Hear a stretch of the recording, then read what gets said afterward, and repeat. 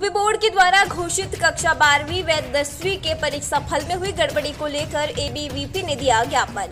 जनपद मुजफ्फरनगर के कचहरी स्थित डीएम कार्यालय पर आज अखिल भारतीय विद्यार्थी परिषद के पदाधिकारी पहुंचे और मुख्यमंत्री के नाम एक ज्ञापन एडीएम फाइनेंस आलोक कुमार को सौंपा और बताया कि अखिल भारतीय विद्यार्थी परिषद विश्व का सबसे बड़ा छात्र संगठन है।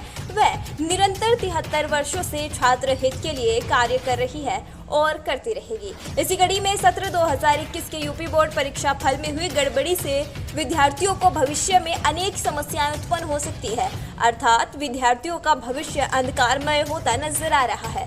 अखिल भारतीय विद्यार्थी परिषद छात्र हित के लिए निम्न मांगे करती है जो बिंदुवार लिखित है। इस सत्र में पहले कभी भी प्री बोर्ड परीक्षा को अहमियत नहीं दी जाती थी। इस बार भी सरकार द्वारा परीक्षा फल के लिए प्री बोर्ड परीक्षा के बाद गाइडलाइन जारी हुई तथा सरकार के निर्देशानुसार प्री बोर्ड परीक्षा में कोरोना वायरस की दृष्टि से छात्रों के अभिभावकों की अनुमति देने के बाद परीक्षा में शामिल होने का निर्देश जारी हुए, अर्थात छात्रों ने प्री बोर्ड परीक्षा में शामिल होना अपने स्वास्थ्य के लिए हानिकारक समझा। अतः आपसे अनुरोध है कि विद्यार्थियों का प्री बोर्ड परीक्षा के अंकों के योग के बिना पुनः परीक्षा फल घोषित किया जाए। यदि प्री बोर्ड परीक्षा को आधार बनाया जा रहा है तो प्री बोर्ड परीक्षा से वांछित छात्रों की पुनः परीक्षा कराई जाए।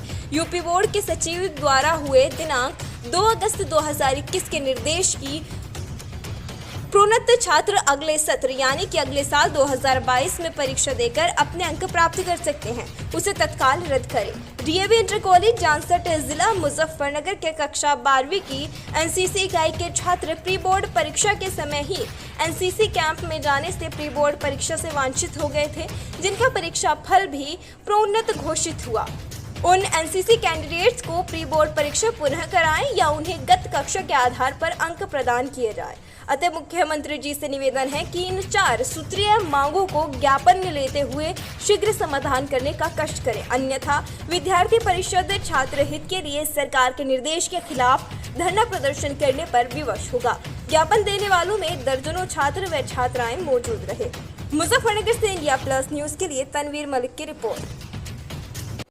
फिजा दादी। आज आप डीएम ऑफिस आए हैं, किस मांग को लेकर आए हैं, क्या मामला है आपका? हमारे रिजल्ट में प्रमोटेड लिखा हुआ आ रहा है क्योंकि हमने एक प्री बोर्ड नहीं दे पाया है, क्योंकि हमारे स्कूल के रूल्स एंड रेगुलेशंस थे कि अगर आपको फीवर हो या कोल्ड हो तो आपका एंटर नहीं है, स्कूल में एंट्री नहीं कर सकते।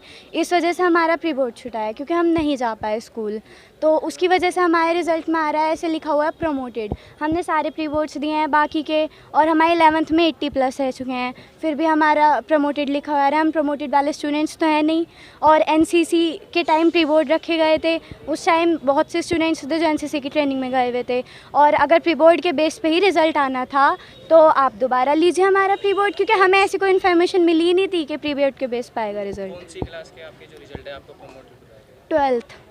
क्या दिक्कत हो सकती है प्रमोटेड लिखाने से भविष्य? हमें भविष्य में बहुत प्रॉब्लम हो सकती है। हम कौन सा सब्जेक्ट लेना चाहते हैं, क्या करना चाहते हैं, फ्यूचर में हमारी बहुत ही प्रॉब्लम है।